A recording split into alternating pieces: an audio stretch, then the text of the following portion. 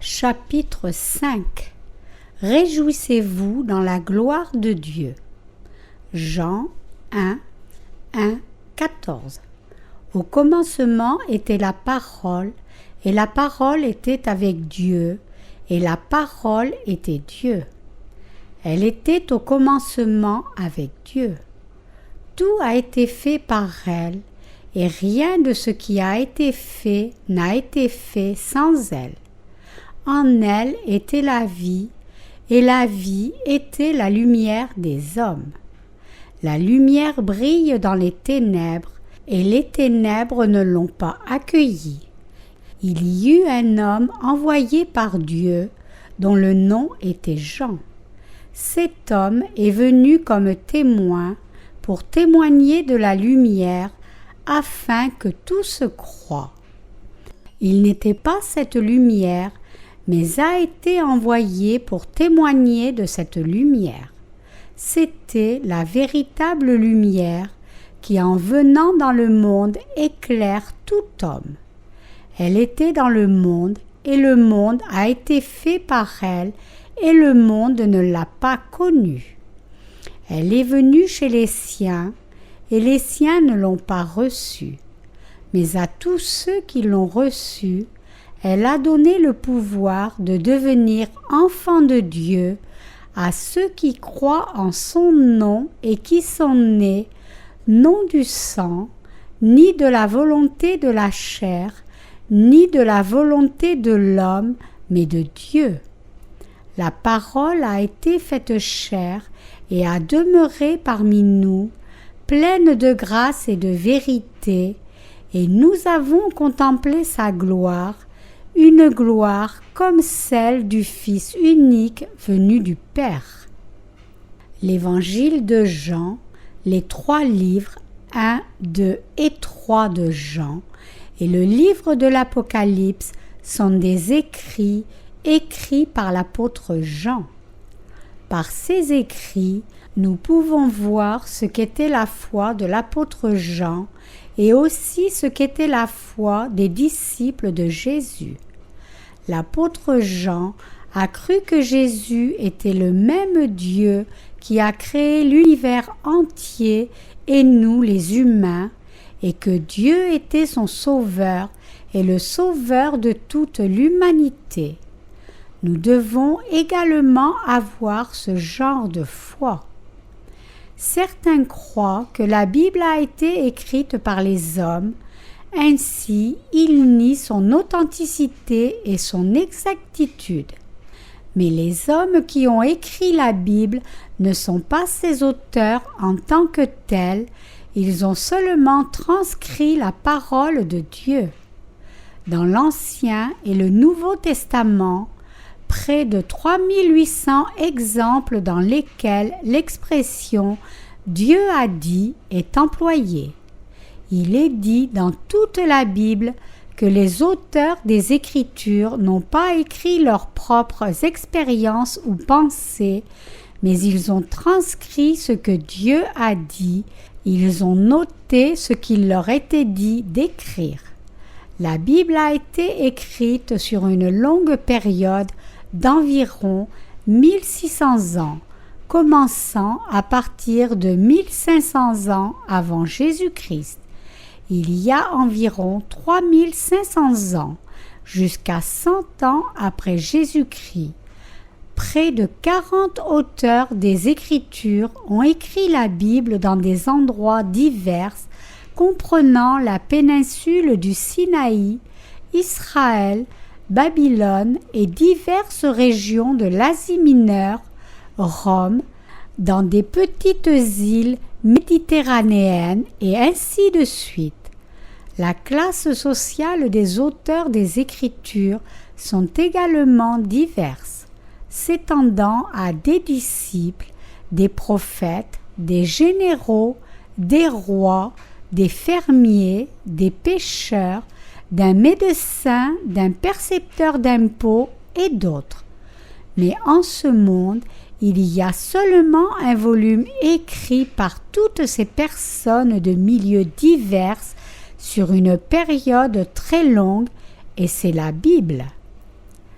Ce qui est bien plus étonnant est qu'en dépit du fait que la Bible ait été écrite par autant de personnes sur une période si prolongée, son contenu est uniformément porté sur Jésus. Ceci montre que la Bible est la parole de Dieu, que Dieu nous a donnée et que c'est la vérité écrite par ses serviteurs dans l'Ancien et le Nouveau Testament.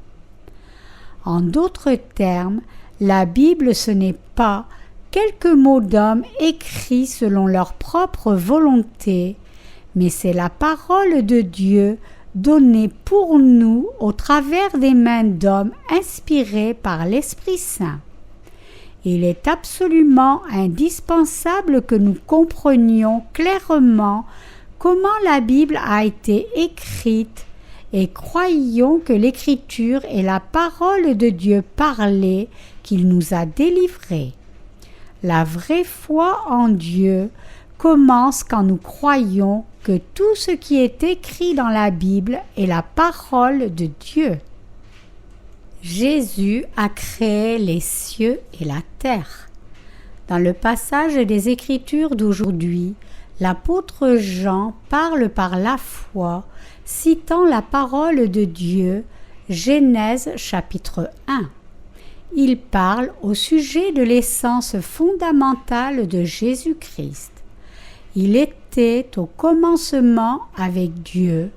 Toutes choses ont été faites par lui, et sans lui, rien n'a été fait. Jean 1, 2, 3. Dès le début, au moment même où Dieu le Père a décidé de créer cet univers, Jésus-Christ, son Fils lui-même, était déjà le Créateur. Ce passage déclare clairement par l'apôtre Jean que Jésus était Dieu lui-même dès le commencement. C'est pourquoi il a dit qu'il n'y avait rien qui est venu à l'existence spontanément sans Jésus. En d'autres termes, tandis que Jésus-Christ est notre Sauveur, parce qu'il est Dieu lui-même, il est également le Créateur qui a fait l'univers et toutes choses.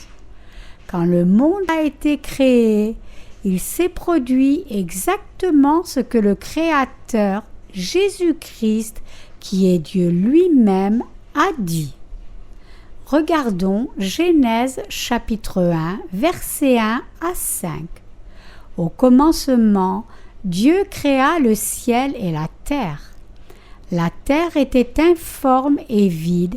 Il y avait des ténèbres à la surface de l'abîme, mais l'Esprit de Dieu planait au-dessus des eaux. Dieu dit que la lumière soit, et la lumière fut. Dieu vit que la lumière était bonne, et Dieu sépara la lumière d'avec les ténèbres. Dieu appela la lumière jour, et il appela les ténèbres nuit. Il y eut un soir, et il y eut un matin, ce fut le premier jour. Voilà comment Jésus a créé les cieux et la terre. L'univers n'est pas venu à l'existence spontanément, comme on le pense généralement, en y apposant le principe de la théorie de l'évolution, mais il a été fait par la parole puissante de Jésus-Christ. La théorie de l'évolution est une notion hypothétique posant le principe qu'une cellule s'est spontanément produite un jour et est graduellement devenue une forme de vie sur une longue période. Mais comment la vie peut-elle jaillir soudainement et spontanément comme cela sans rien? Seulement Dieu peut créer la vie. Allons de nouveau dans Genèse 1-2. Avant que Dieu ait créé les cieux et la terre était informe et vide, et il y avait des ténèbres à la surface de l'abîme. Et l'Esprit de Dieu planait au-dessus des eaux. L'Esprit de Dieu ne s'en rapporte ici à aucun autre que l'Esprit Saint. Cela signifie que le cœur de chaque pécheur était informe et qu'il n'y avait rien, mais seulement confusion et désordre. L'Esprit Saint ne pouvait pas descendre encore. Dieu fait briller la lumière de la vie sur ce monde chaotique. Il est écrit, puis Dieu dit, que la lumière soit et la lumière fut. Dieu vit que la lumière était bonne. Genèse 1, 3, 4. Bien que ce passage explique la formation de l'univers et son résultat, il implique également que Jésus le Christ viendrait sur cette terre pour nous sauver, vous et moi, des péchés du monde. Au commencement, Jésus-Christ a fait briller la lumière des bénédictions sur cette terre où régnaient les ténèbres. La lumière est venue, étant sa simple expression, commandant que la lumière soit dans le monde chaotique. La terre informe et vide ici se rapporte à la terre même, la planète sur laquelle vous et moi vivons.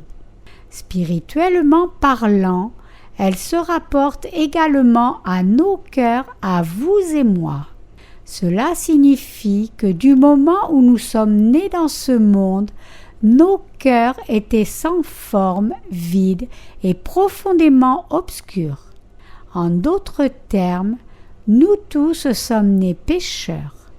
Bien que notre Seigneur ait créé ce bel univers, le cœur humain est devenu confus et vide à cause de Satan. L'univers n'avait pas d'étoiles et il n'y avait rien sur cette planète Terre, pas de plantes, pas d'arbres, pas de fruits, rien. Seulement les ténèbres et la confusion l'avaient complètement envahi. Ces ténèbres se rapportent au cœur de chacun de nous qui sommes nés pécheurs en tant que descendants d'Adam. Le cœur humain et ce monde étaient envahis par la confusion et l'obscurité, mais quand Dieu a dit que la lumière soit, la lumière du salut pouvait habiter le cœur de l'homme, et Dieu a vu que cette lumière était bonne. Dieu a séparé la lumière de l'obscurité, appelant la lumière jour et l'obscurité nuit. Et quand le matin et le soir sont passés, ce fut le premier jour. Dieu le Père a pris un total de 6 jours pour créer cet univers. Et tout au long de ce temps, et par tout son travail, il l'a fait avec son Fils Jésus-Christ.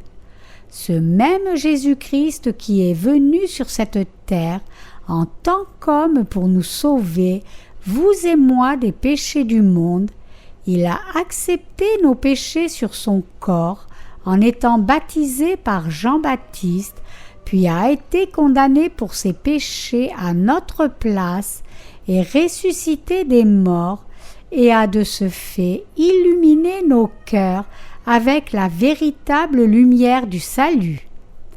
Par l'évangile de l'eau et de l'esprit, Jésus-Christ a fait de nous, croyants, le peuple de Dieu. Il a créé les cieux et la terre et nous a aussi sauvés. Il est le roi des rois et notre sauveur. C'est par Jésus-Christ que ce monde a été sauvé du péché. Vous devez avoir la foi juste, sachant que Jésus est Dieu lui-même. Vous et moi ne devez pas penser à Jésus-Christ en tant que même créature que nous, ni même le comparer à des sages tels que Bouddha, Confucius, Mencius ou Socrate, qui ont vécu en ce monde seulement pour un court temps. Il est absolument indispensable que vous vous rendiez compte et que vous croyiez que Jésus-Christ est Dieu lui-même qui a créé cet univers et toutes choses. C'est lui qui nous a créés, vous et moi, qui nous a fait naître et sortir de l'utérus de nos mères et nous développer, qui règne sur nos vies et morts, qui est l'alpha et l'oméga, qui nous a donné la bénédiction de la rémission des péchés et qui nous a permis d'apprécier le bonheur éternel des cieux. Il n'est aucun autre que Jésus, qui est Dieu lui-même. Notre foi doit être fondée sur l'identification appropriée que le Seigneur est Dieu lui-même qui règle les bénédictions et les malédictions de l'homme. La foi de Jean l'apôtre était telle qu'il a compris et a cru en Jésus-Christ correctement. Il a cru que Jésus-Christ était avec Dieu le Père au commencement, que cet univers et toutes choses ont été créées par Jésus et que tous les pécheurs pouvaient recevoir la rémission du péché par la foi en lui qui est venu par l'eau et par l'Esprit. Cette foi de l'apôtre Jean est absolument indispensable pour vous et moi aujourd'hui aussi. Jésus-Christ est Dieu lui-même qui a créé l'univers et toutes choses, et il est notre Maître à vous et à moi. Vous devez saisir clairement ici que c'est Jésus-Christ qui a porté chacun de nous pour naître sur cette terre. Vous devez également croire que dans votre intérêt, il a pris sur lui tous vos péchés en étant baptisé par Jean-Baptiste, est mort sur la croix, est ressuscité des morts et a de ce fait remis tous vos péchés. Savoir et croire que Jésus-Christ est à la fois le Créateur et le Sauveur de l'humanité est la vraie foi. Comment comprendre qui est le Seigneur et comment croire en lui de tous nos cœurs? Il y a eu beaucoup de sages sur cette terre. Certains d'entre eux ont eu de grandes visions et quelques-uns ont même établi leur propre vie pour accomplir leurs nobles idéaux. Cependant, ces gens ne sont pas divins, ni ne sont des sauveurs. Peu importe la grandeur qu'a pu être leur réalisation, à la fin, aux yeux de Dieu, ils sont de simples créatures faites par lui, et ils n'ont apporté aucun avantage fondamental à leurs âmes. Il se peut qu'ils aient apporté de la satisfaction temporelle aux personnes dans le monde, mais ils n'ont pas apporté les bénédictions éternelles du salut, ni étaient capables de donner la richesse glorieuse du royaume des cieux. L'apôtre Jean prouve clairement que Jésus-Christ est le seul sauveur de l'humanité. Jésus-Christ a fait le monde et il n'y a rien qui ait été fait sans lui. La Bible nous a de nouveau prouvé que pour avoir la foi convenable, nous devons savoir et croire que Jésus-Christ est le Sauveur. Qui a créé cet univers et toutes choses? Qui nous a créés, vous et moi? Qui nous a conçus dans l'utérus de nos mères et nous a fait naître en ce monde, nous a fait croître et règne sur nos vies? Qui nous a donné les bénédictions du salut et détermine notre futur? C'est Jésus. C'est Jésus le Christ, le Sauveur de l'humanité. Le nom Jésus-Christ signifie le Sauveur et le Roi des rois. C'est Jésus-Christ qui est le Seigneur et le Roi de l'univers entier et de tous ses habitants. Il est le seul Dieu qui a lavé tous nos péchés et transgression et nous a donné la vie de la chair et la vie éternelle de l'âme. Nous devons identifier Jésus-Christ en tant que le Dieu de la création et le Sauveur de l'humanité, et nous devons croire ainsi. L'apôtre Jean a su et a cru que Jésus-Christ était Dieu lui-même, le Sauveur et le Fils de Dieu. Croyons-nous également comme cela? Si vous ne connaissiez pas Jésus-Christ comme le seul Créateur et le seul Sauveur, dorénavant vous devez saisir cela et croire ainsi. Pas simplement vous, mais chacun dans ce monde doit réaliser cela.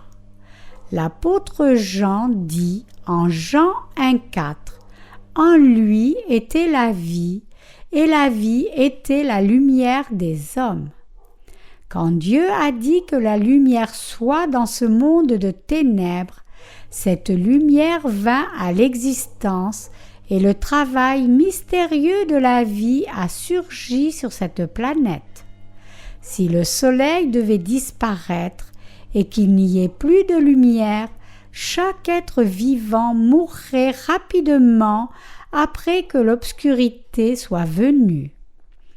Vous pouvez alors vous demander, et pour les créatures qui vivent en mer profonde sans lumière? Non, ce n'est pas le cas. Ces créatures ne peuvent pas survivre sans chaîne alimentaire de l'écosystème plus large qui est soutenu par l'énergie solaire.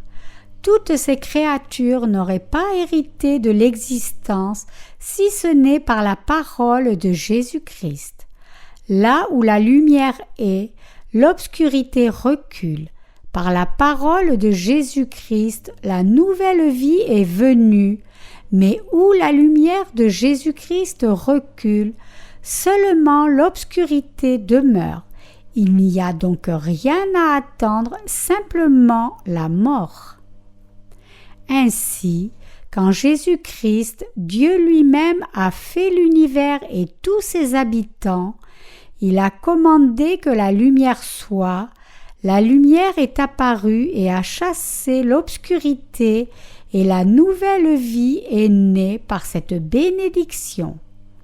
Comme Jésus-Christ a donné la nouvelle vie, où il y avait seulement l'obscurité en envoyant la lumière, il nous a aussi donné l'évangile de l'eau et de l'esprit, et nous a permis ainsi de recevoir notre véritable salut.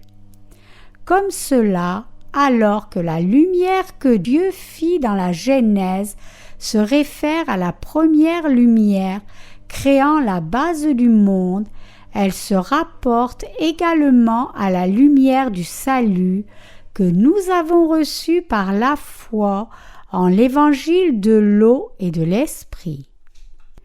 Connaissez-vous le vrai but pour lequel la Bible a été écrite? Bien que la Bible contienne réellement des faits historiques et des vérités scientifiques, ce ne sont pas les thèmes centraux. Le vrai but pour lequel la Bible a été écrite est de préciser les péchés de votre âme, pour expliquer la parole de l'évangile de l'eau et de l'esprit, et ainsi apporter le véritable salut à ceux qui croient en cette vérité et faire d'eux le peuple de Dieu. Il est écrit « La lumière brille dans les ténèbres, et les ténèbres ne l'ont pas reçue. » Jean 1, 5. Jésus a parlé de la vérité hier, il en parle aujourd'hui et il continuera d'en parler à l'avenir. Pourtant, en dépit de cela, beaucoup de gens ne connaissent toujours pas Dieu correctement et il continuera d'en parler dans le futur. Cependant, en dépit de cela, beaucoup de gens ne connaissent pas réellement et correctement Dieu.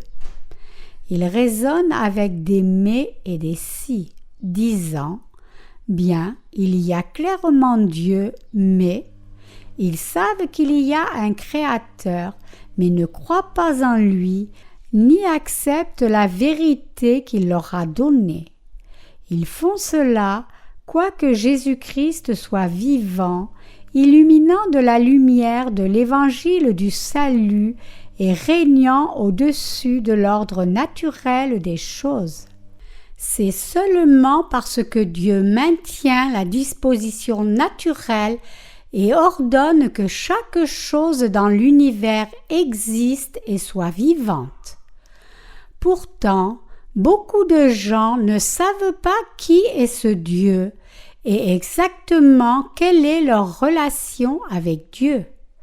Aussi, seulement, ne sont-ils pas encore capables de comprendre la vérité du salut qui est venu par l'évangile de l'eau et de l'esprit, mais ils essaient même de juger Dieu basé sur leurs propres pensées humaines, disant que chaque chose a commencé de l'eau.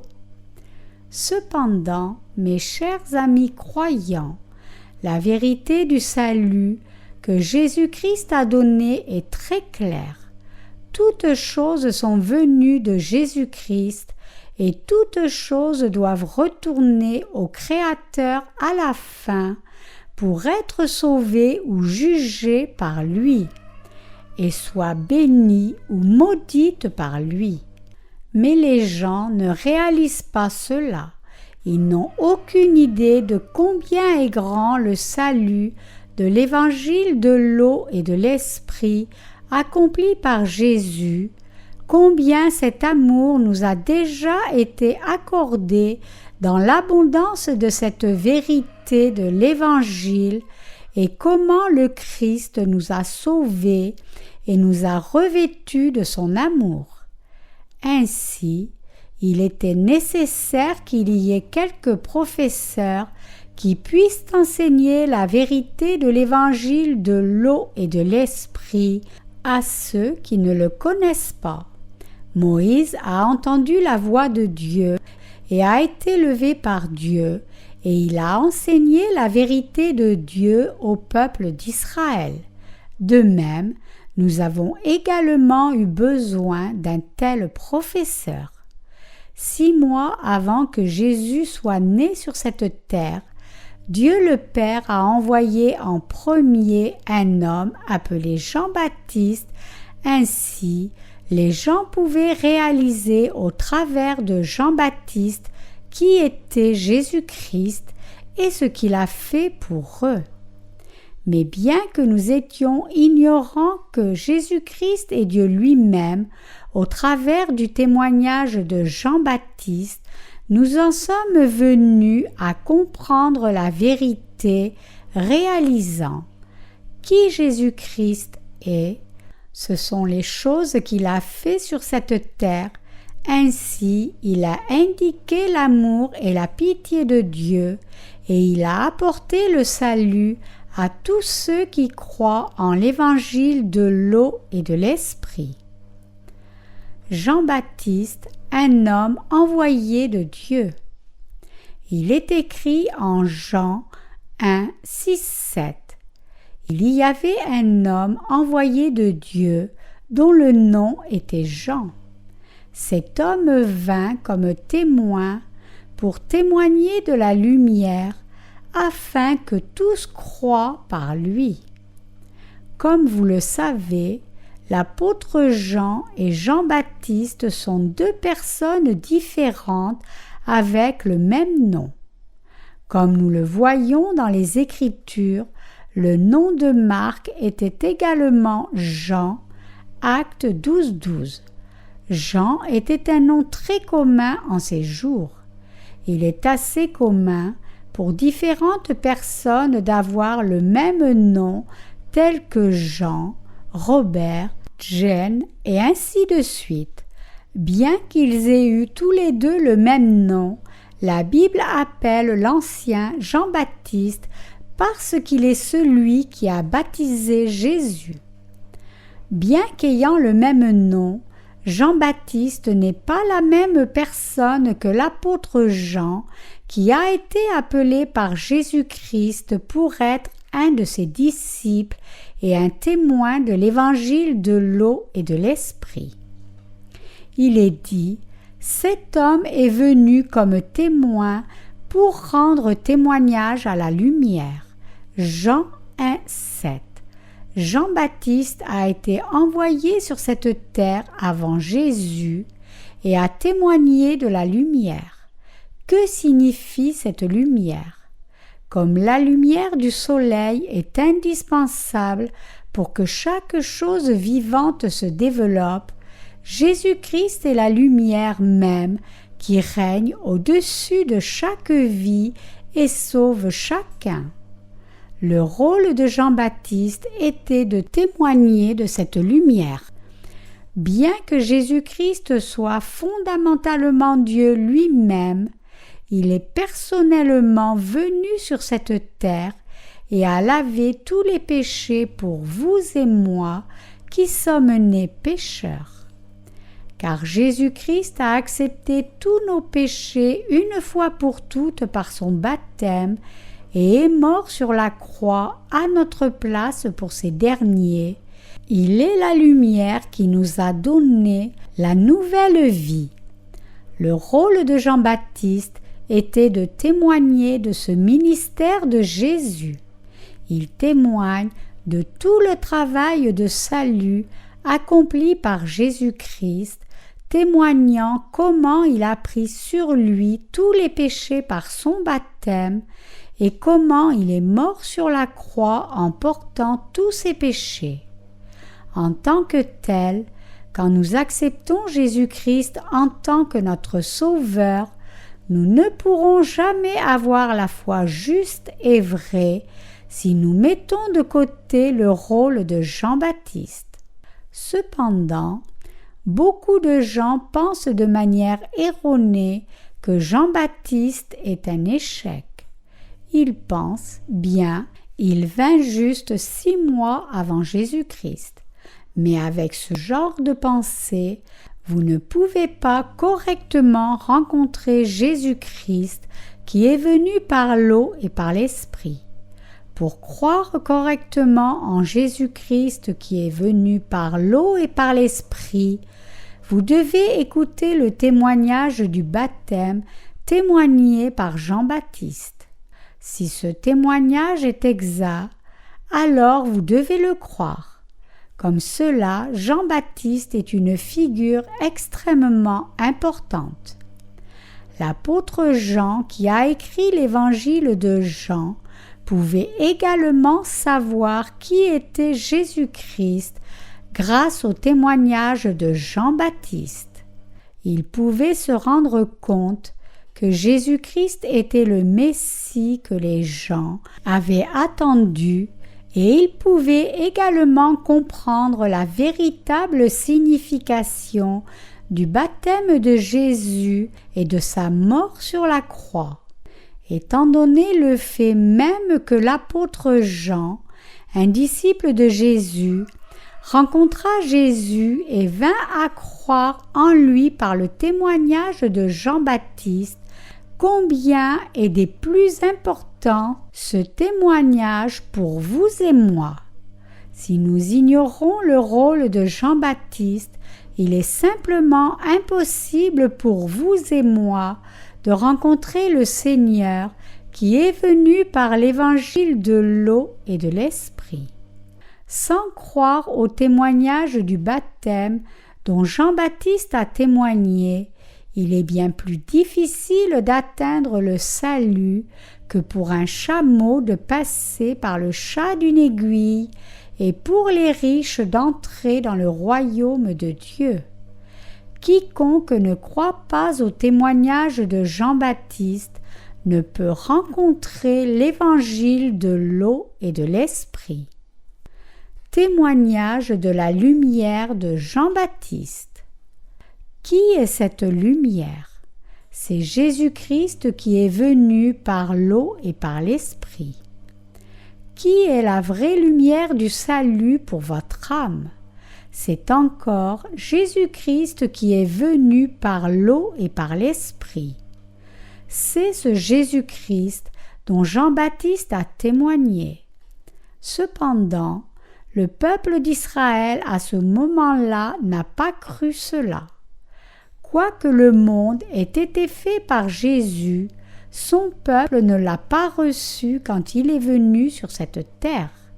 Quoiqu'ils aient attendu le Messie, quand le Sauveur Jésus est venu réellement, ils ne l'ont pas cru parce qu'ils ne l'ont pas identifié. Jean-Baptiste leur a témoigné « Aucun autre que lui est l'agneau de Dieu. Il est le Fils de Dieu qui a pris nos péchés comme l'agneau sacrificiel de l'Ancien Testament, les a lavés et a fait de nous le peuple de Dieu et a ainsi accompli la justice de Dieu. Il est le Sauveur de l'humanité. Il est le Messie que vous attendez. Il est le descendant d'Abraham qui est venu de la tribu de Juda, un des 12 fils de Jacob. Il est le roi qui doit venir en son temps. Mais en dépit de cela, le peuple d'Israël n'a toujours pas cru. Pourquoi n'ont-ils pas cru? Ils n'ont pas cru parce qu'ils ont jugé Jésus en termes charnels seulement avec leurs yeux humains. Comme une racine hors de la terre sèche, il y avait peu d'attrait dans l'aspect extérieur de Jésus. Jésus a été décrit comme une racine hors de la terre sèche. Ésaïe 53, 2. Quel était alors son aspect extérieur? D'abord, il devait être grand et en second lieu, il devait être extrêmement mince. Quand vous regardez quelques peintures de Jésus-Christ étant interrogé à la cour de Pilate, vous serez stupéfié de voir à quoi au juste ressemble son visage émacié. Quelqu'un qui était si squelettique et qui n'avait rien d'attrayant dans son aspect, voilà qui était Jésus.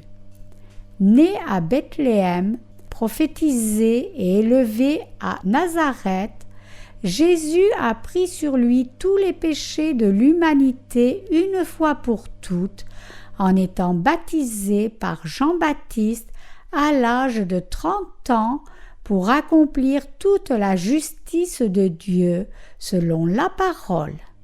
Cependant, le peuple d'Israël n'a pas cru en Jésus. Ils n'ont pas cru, quoique Jean-Baptiste leur ait témoigné.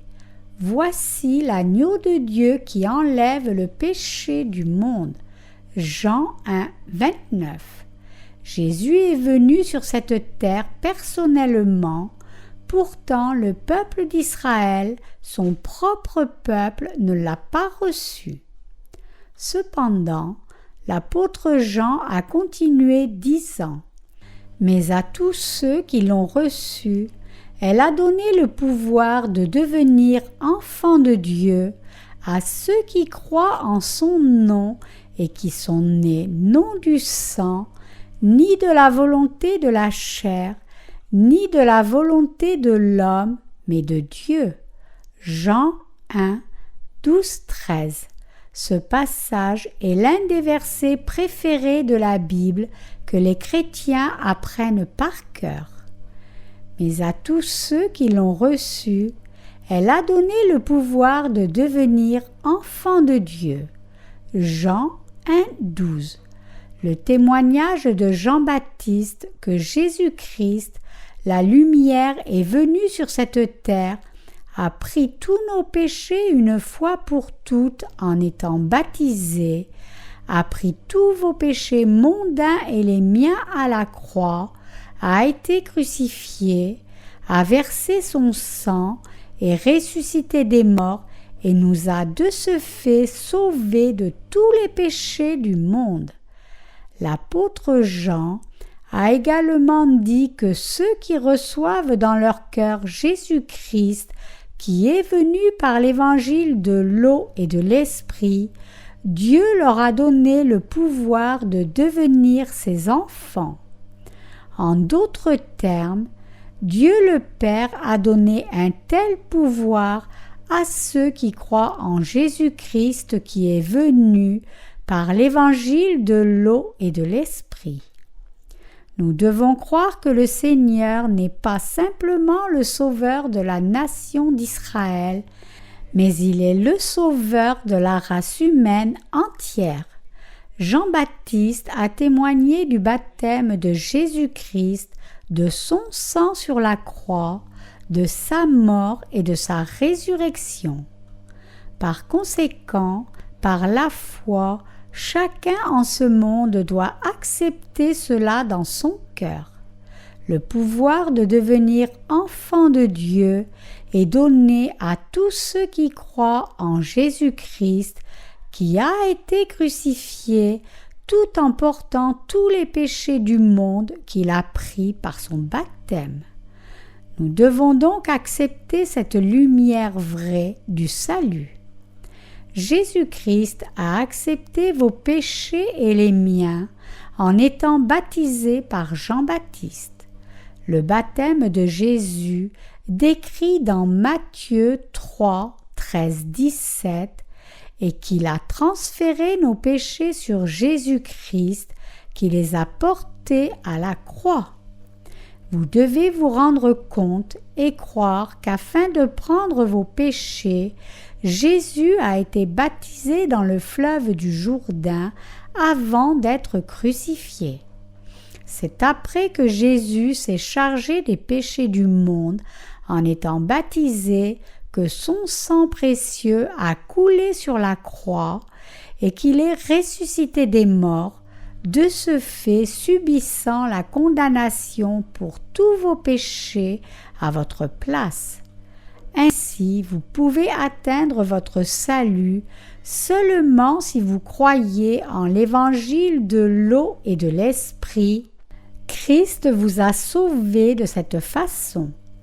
Vous devez recevoir Jésus-Christ, la lumière du salut, dans votre cœur avec une compréhension appropriée de l'évangile de l'eau et de l'esprit. Vous devez l'accepter dans votre cœur. Rappelez-vous que seuls ceux qui croient en l'évangile de l'eau et de l'esprit sont ceux à qui Dieu donne le droit de devenir ses enfants. Avez-vous reçu Jésus le Christ en tant que votre Sauveur? Croyez-vous de tout votre cœur que Jésus est en effet le Roi des rois et votre Sauveur? Il est simultanément notre Roi et notre Prophète, et en même temps le grand prêtre du royaume des cieux. Le Seigneur est venu sur cette terre, incarné dans la chair de l'homme, porter les péchés de l'humanité, pas sur un certain animal sacrificiel, mais sur son propre corps.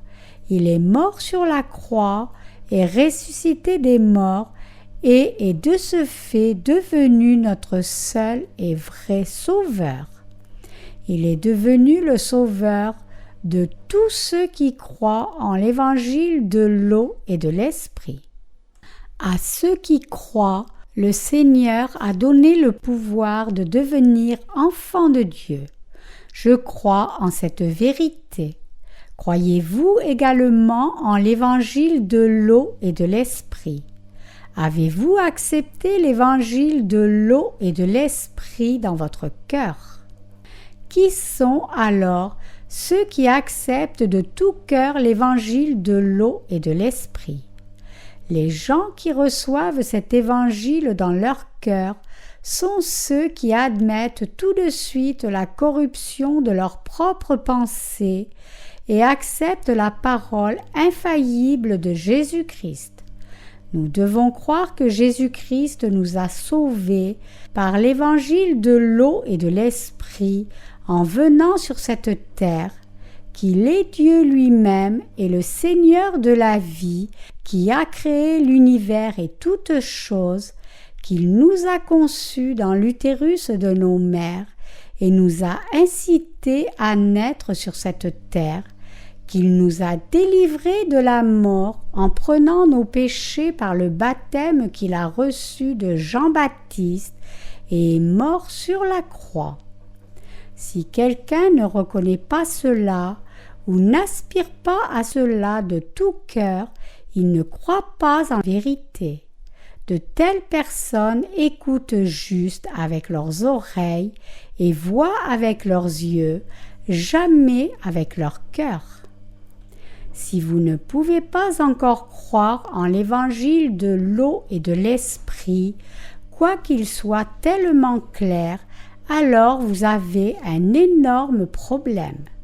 Ces personnes ne peuvent pas obtenir de Dieu le pardon des péchés et donc elles seront maudites.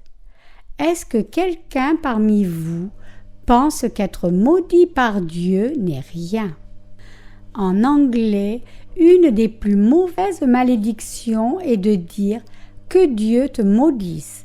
Quel espoir est-ce que quelqu'un aurait s'il devait être maudit par Dieu? Il n'a aucun espoir. Quelqu'un qui est maudit par Dieu est un homme misérable qui ne peut plus vivre en ce monde. Chacun doit être béni par Dieu pour vivre. Parfois, vous pouvez être détesté par d'autres, mais vous n'irez jamais en enfer pour cette raison. Cependant, si vous êtes maudit par Dieu, vous serez si misérable que la vie en ce monde sera insupportable. Si vous êtes détesté par l'homme à cause de Dieu, alors cette haine se changera en bénédiction, mais si vous êtes félicité par l'homme et détesté par Dieu, alors vous vous dirigez directement vers votre propre destruction. Voulez-vous être maudit et perdre quel que soit le peu que vous ayez maintenant? Si ce n'est pas ce que vous voulez, alors vous devez croire en la parole écrite de Dieu, de l'évangile de l'eau et de l'esprit. Vous devez croire de tout votre cœur que Jésus-Christ la lumière vous aime et qu'il vous a sauvé de tous vos péchés. Vous pouvez être béni seulement si vous acceptez et croyez en cette parole de vérité, ce Jésus-Christ qui a fait l'univers et toutes choses et qui est votre Seigneur et le Messie qui vous a sauvé. La Bible dit « Mais à tous ceux qui l'ont reçu, elle a donné le pouvoir de devenir enfants de Dieu à ceux qui croient en son nom. » Jean 1, 12. Et vous alors, avez-vous vraiment reçu le pouvoir de devenir l'enfant de Dieu par l'évangile de l'eau et de l'esprit? Dieu vous donnera ce droit dès que vous croirez en la parole de l'évangile de l'eau et de l'esprit de tout votre cœur. Quiconque croit au salut de Jésus-Christ, en sa puissance et en son amour deviendra enfant de Dieu. C'est par la puissance de l'évangile de l'eau et de l'esprit que l'on devient enfant de Dieu.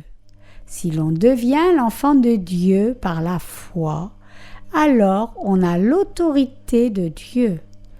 Même dans le monde séculaire, les enfants du puissant sont élevés pour apprécier des privilèges considérables. Étant donné le fait que Dieu est notre Père, pouvons-nous passer à côté de ce qui est agréable? Naturellement, non. Ainsi, il est extrêmement important que vous receviez Jésus. Qui avez-vous reçu? Qui avez-vous vraiment reçu dans la joie? Si c'est un étranger qui vous rend visite, recevriez-vous cette personne dans la joie? Non, vous ne voulez pas. Mais si une de vos connaissances vous rend visite, ne la recevriez-vous pas avec les bras ouverts, naturellement vous la recevrez.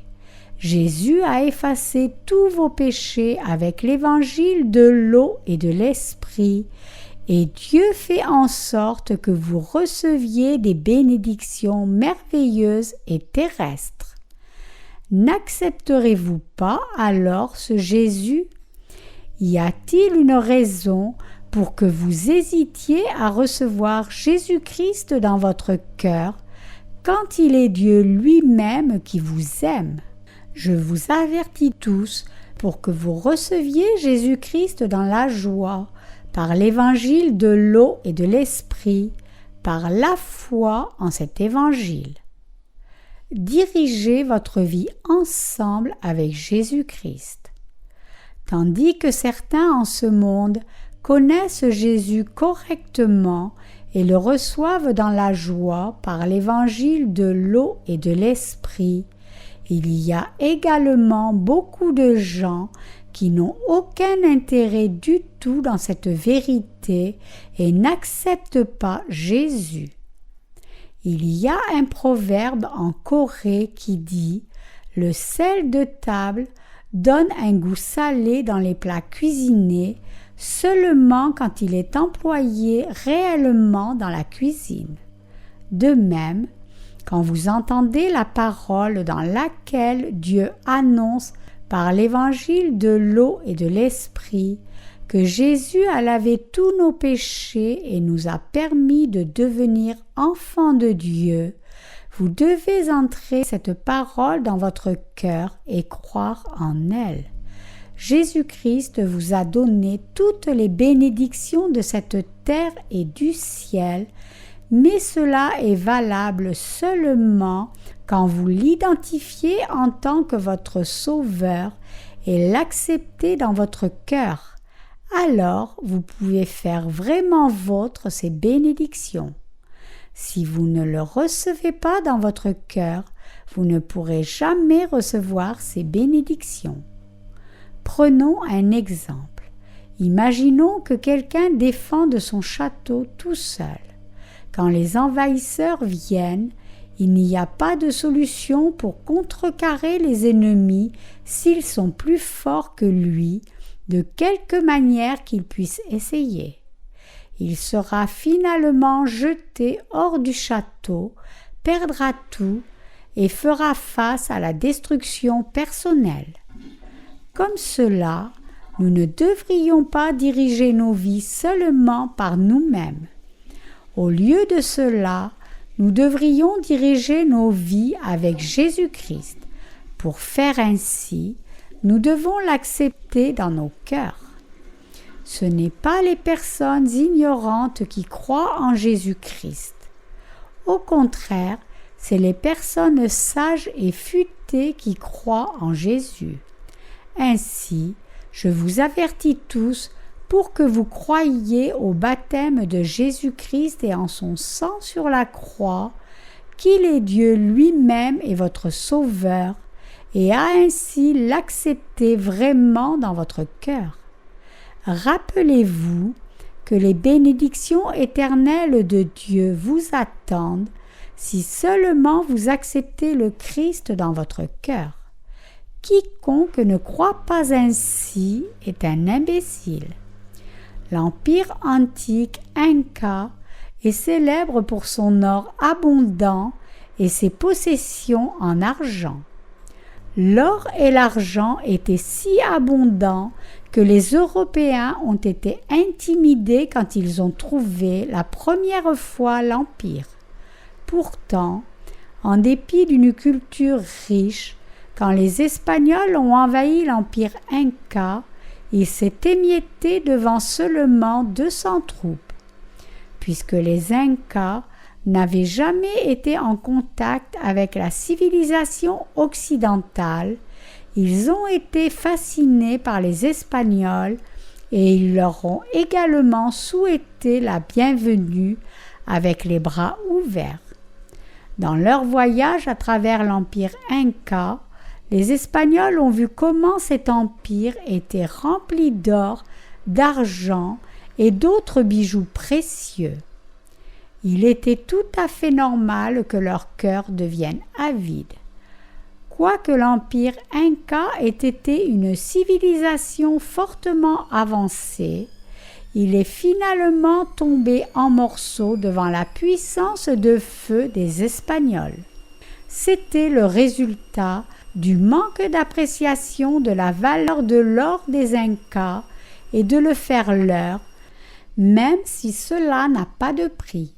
L'or n'est rien de plus qu'une pierre inutile si vous ne connaissez pas sa vraie valeur. Même si vous avez assez d'or pour vivre le reste de votre vie dans le luxe, si vous ne connaissez pas sa valeur, il est inutile. Que se produira-t-il si vous négligez votre or, ne réalisant pas son caractère précieux? Vous finirez à la fin par le perdre et tout sera à votre ennemi. Vous ne voudriez pas être maudit et périr en raison de votre ignorance, incapable de distinguer les troupes amies des troupes ennemies, comme les Incas ne pouvaient discerner leurs ennemis de leurs amis. Vous devez vous rappeler que si vous n'aimez pas votre propre âme et ne réalisez pas le bijou précieux qu'est l'évangile de l'eau et de l'esprit de Jésus-Christ, alors vous vous embarquerez sur le chemin de la destruction, tout comme l'empire Inca qui a disparu de la surface de la terre en dépit d'une civilisation fortement avancée. Pour vous sauver du péché, Jésus-Christ est venu sur cette terre dans la chair d'un homme, a pris sur lui tous vos péchés en étant baptisé par Jean, est mort sur la croix, est ressuscité des morts et est de ce fait devenu votre sauveur. Si, néanmoins, vous ne croyez ni accepter dans votre cœur Jésus-Christ, qui accorde tant d'avantages à votre âme, et que vous regardez juste à lui comme s'il n'avait aucun rapport avec votre vie, alors, étant loin de la bénédiction, vous serez seulement maudit. Vous devez réaliser qui vraiment se tient de votre côté et vous devez ouvrir votre cœur à votre allié qui est là pour vous aider.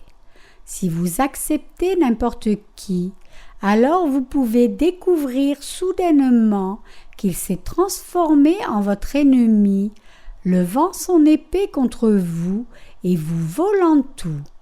Ceux qui ne croient pas en Dieu sont comme une couvée de vipères. Et vous alors, êtes-vous vraiment devenu un enfant du royaume de Dieu en croyant de tout cœur en Jésus?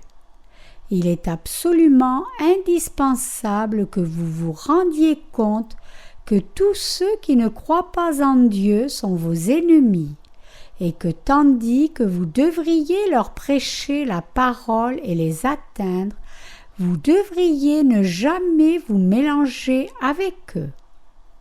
Tout en prêchant la parole de Dieu, je suis parfois poussée à la colère juste par le fait qu'il y a tant de leaders chrétiens sur cette terre qui ne croient pas en Dieu.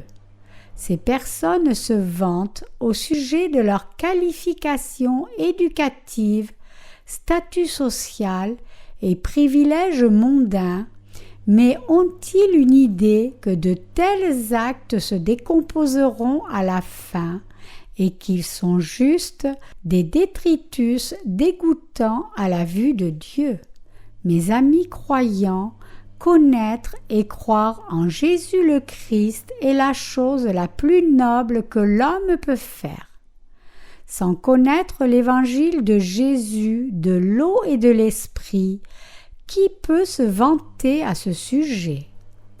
La vantardise des puissances mondaines, sans connaître Jésus, n'est rien de plus qu'un acte complètement idiot. Mes amis croyants, croire en Jésus-Christ ne veut pas dire simplement l'identifier et l'accepter en tant que sauveur juste pour obtenir des bénédictions terrestres. La seule manière pour que nous recevions la rémission des péchés et que nous devenions enfants de Dieu est d'accepter Jésus-Christ qui est venu chez nous par l'évangile de l'eau et de l'esprit en tant que notre Sauveur. Ceux dont les prières ont des réponses sur cette terre sont seulement ceux qui croient en l'évangile de l'eau et de l'esprit de Jésus-Christ. Eux seuls peuvent recevoir les bénédictions de Dieu et trouver sa grâce et sa gloire. Ceux qui ont reçu Jésus dans leur cœur sont ceux qui savent et croient que Jésus-Christ, qui est venu chez nous par l'évangile de l'eau et de l'esprit, est celui qui nous donne le salut. Nous devons maintenant réaliser cette vérité et accepter Jésus l'être suprême dans nos cœurs. Le droit de devenir enfant de Dieu n'est pas quelque chose qui est obtenu par la lignée du sang. Il n'est ni atteint en provoquant les émotions humaines, ni n'est reçu de la tradition religieuse d'une famille, ni en disant « puisque mes parents croient, ainsi je crois en Jésus également ». La Bible indique que les enfants de Dieu sont ceux qui sont nés non du sang, ni de la volonté de la chair, ni de la volonté de l'homme, Jean 1,13, mais par la foi en l'évangile de l'eau et de l'esprit, Jean 3,5. Vous ne devriez jamais croire en l'évangile de l'eau et de l'esprit pour quelqu'un d'autre, mais vous devez croire en lui de votre propre volonté. Vous ne pouvez pas simplement dire « Bien, je crois également juste pour vous. Mon ménage est chrétien et ainsi il est impossible pour moi de ne pas croire en Jésus. Pour une faveur, je peux également croire en Jésus et irai à l'église. Plutôt, vous devriez croire en l'évangile de l'eau et de l'esprit avec votre cœur, de votre propre bonne volonté. Cela devrait être de votre propre volonté que vous croyiez que Jésus, qui est venu par l'eau et par l'esprit, est votre Sauveur. Ceux qui sont nés de nouveau d'eau et d'esprit apprécieront la gloire avec Dieu. Que signifie être né de Dieu? Cela signifie que Dieu le Père a tellement aimé le monde qu'il a envoyé son Fils sur cette terre et par l'évangile de l'eau et de l'esprit, celui-ci nous a sauvés, vous et moi, de tous les péchés du monde. Et quand vous croyez en ce Jésus-Christ qui est venu de Dieu le Père en tant que votre Sauveur, vous êtes nés de nouveau en tant qu'enfants de Dieu. Voilà comment vous êtes bénis par Dieu. Jésus-Christ avait promis qu'il viendrait sur cette terre en tant que descendant d'une femme et deviendrait notre Sauveur. Genèse 3,15. Selon cette promesse, il est en effet venu sur cette terre et a accompli toute la parole promise. Que Jésus soit né de Dieu signifie qu'il est Dieu incarné. En d'autres termes, le Dieu saint est né sur cette terre incarné dans la chair d'un homme. Par la parole de Dieu, nous avons rencontré ce Jésus-Christ et nous en sommes venus à réaliser qu'il est en effet le Fils de Dieu et également que par son Fils, Dieu le Père nous a donné le cadeau du salut de devenir ses enfants. Toutes ces choses sont survenues en raison de l'évangile de l'eau et de l'esprit qui nous a sauvés, vous et moi. Par sa parole, Dieu nous a permis de savoir que ce salut n'est pas faux, mais la réelle vérité. Et il nous a rendus capables de croire en cela. Je ne peux pas prêcher autre chose autre que l'évangile de l'eau et de l'esprit. Quelle serait la situation si je parlais de quelque chose qui n'est pas la vérité et que je me tienne devant vous maintenant? Si c'était ce que je fais, il n'y aurait pas une heure qui soit aussi vide de sens et maudite que cette heure. Vous pourriez alors dire « Quittez le pupitre, cessez de prêcher maintenant ». Je pourrais faire un meilleur travail si je me tenais derrière le pupitre. Si je prêchais autre chose que la vérité de l'évangile de l'eau et de l'esprit, vous pourriez tous me dire cela. Mes amis croyants, vous êtes des experts pour toutes choses excepté pour la parole de Dieu. Chacun de vous est un expert dans quelque chose, du ménage en milieu universitaire, dans les arts, la philosophie, l'éducation, la mécanique et ainsi de suite. Comme cela, nous tous sommes des experts dans quelque champ séculaire, mais ce qui est le plus important est que nous devons devenir des experts de la foi, qui écoutent et croient à la parole de Dieu, qui est venue par l'évangile de l'eau et de l'esprit. J'espère et prie que vous accepterez tous ainsi l'évangile de l'eau et de l'esprit dans votre cœur avec joie, que vous recevrez les bénédictions de Dieu dans la joie, que vous vivrez dans la joie, et puis que vous vous tiendrez devant Dieu au dernier jour. En un mot, recevez la rémission des péchés et appréciez dans la joie la gloire de Dieu dans vos vies.